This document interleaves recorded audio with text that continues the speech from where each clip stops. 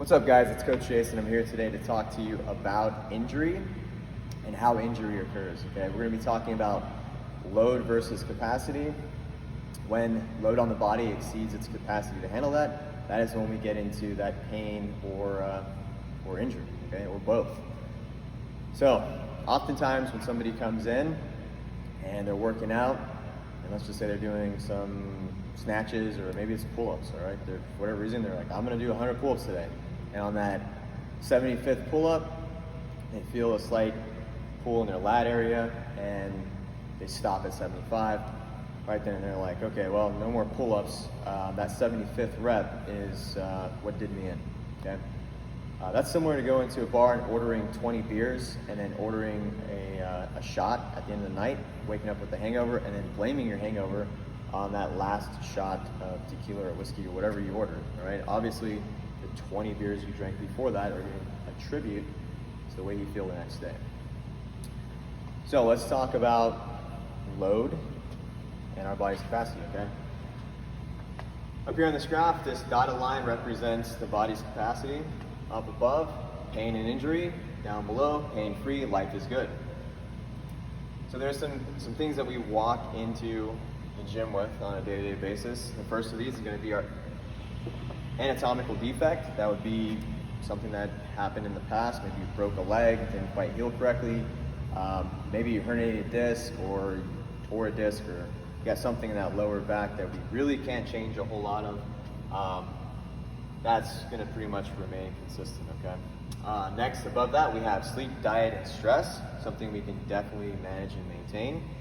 But if we're not doing this very well, that's obviously going to decrease the amount of working out we can do as it pertains to our body's capacity, right? Functional diagnosis, so this would be any sort of imbalances you have in the body. Maybe you've got some tightness or some adhesions built up, and you just haven't really addressed those yet, all right? Above that, we've got work. Okay? And then finally, we come into the gym, and we do some squats. Get done with the squats, body's feeling great. Do some deadlifts. At this point, we're starting to reach that capacity, and maybe you start to feel like a little twinge or maybe a little soreness in that lower back. And then lastly, we load the barbell and we do a little snatch work. Let's just say on that 14th snatch, you feel something in that lower back locks up, now you have back pain, all right? Most people are gonna blame that injury on that 14th snatch, all right? In general, this is not what necessarily caused that pain or the issue, okay? All of these other things attributed to the fact that we were past your capacity to hit that 15th snatch or 14th snatch. People go to the doctor's gonna ask them, what were you doing? Well, I was snatching, and on that 15th, 14th snatch, I felt something in my lower back and my back just locked up, okay? So the issue or problem with this is these three boxes down below represent pre-existing conditions, okay? These guys up here represent wants and needs, all right? So what we don't want to do is just simply remove this or work out less, okay? What we want to try to do is impact what we can down below so you can keep working out at the same rate that you want to, all right? And obviously we want to increase capacity. So anatomical defect, can't change this a whole lot. So this is going to pretty much remain consistent. Let's just say we're able to help you guys out with, with purposely, with intent to increase your recovery. That'd be eating better, eating whole foods, sticking to a diet plan or meal plan, sleeping better at night, and then managing your stress, all right? Having some stress relief.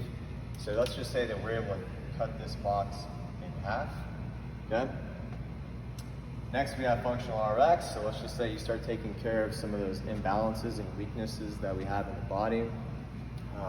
Doing a little more, active recovery type of movements.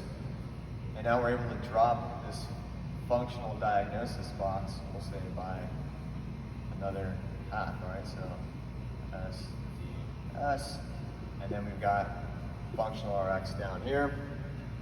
Now let's just assume work remains consistent. Obviously stress would remain consistent here in this diagram, this example. So now we've got work, and now above that we've got squats, deadlifts, and snatches, okay? So, by just taking care of our body a little bit, recovering, addressing some of those imbalances and weaknesses, now we're able to fit in these 3 workouts that we wanted to do, and we're out of pain, okay? Obviously, over time, we're gonna increase this capacity. That way we're able to add in, let's call this CSCF CrossFit competition, 10K, whatever it may be, triathlon, so on and so forth, all right? Assuming we're able to keep working and increasing that capacity. Obviously, on a day-to-day basis, work, stress, diet, even the way that our muscles are feeling, or those imbalances and weaknesses are going to shift. So some days, this work box now is this big, okay? So maybe you worked like a 14-hour day and you just ground down. Keep that in mind when you come into the gym, that your capacity is now going to be slightly diminished based on the additional load that you had from work.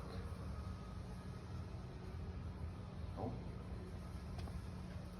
All right, guys, just again, something to keep in mind to keep you guys healthy when you're coming into the gym, to keep it at the forefront, all right? See you guys in the gym.